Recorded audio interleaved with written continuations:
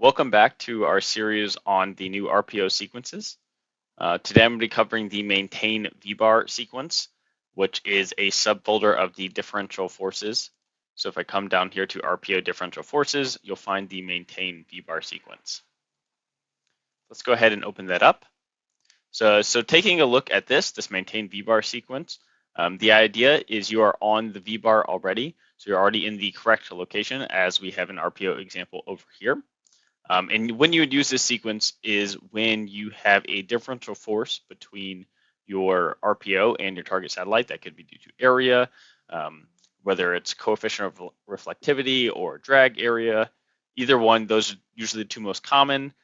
Third body effects usually don't affect too much unless you start to get far away from your target, but if you're within 100 meters or so, it's mostly just the drag and SRP difference between the two satellites.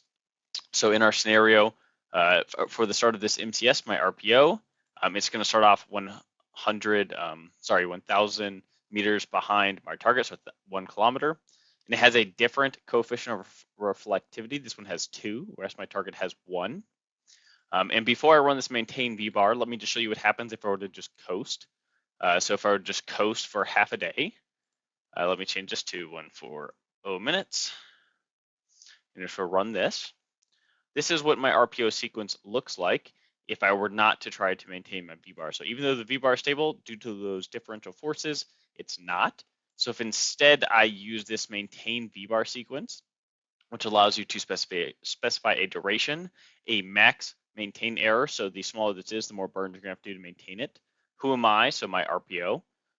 What engine I would like to use. What maneuver type, impulsive or finite.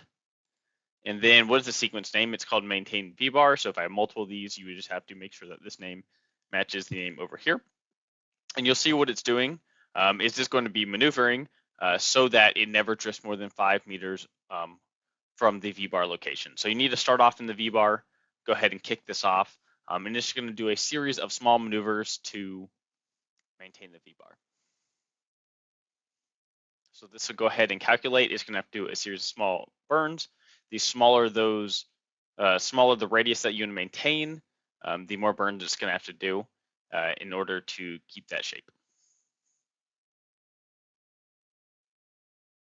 Okay, so if I come over here and zoom in on my RPO, you'll see that, and if I were to go to animate, you'll see that it's doing a series of small burns on the VBar. It ends up with this sort of pedal formation, basically maintaining the spot within 5 meters or so. If we go to pause it and go look at a maneuver summary,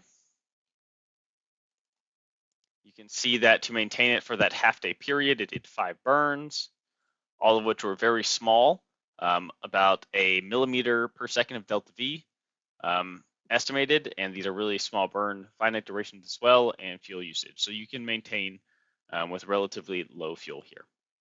So thank you. That's been an intro to the Maintain VBar sequence.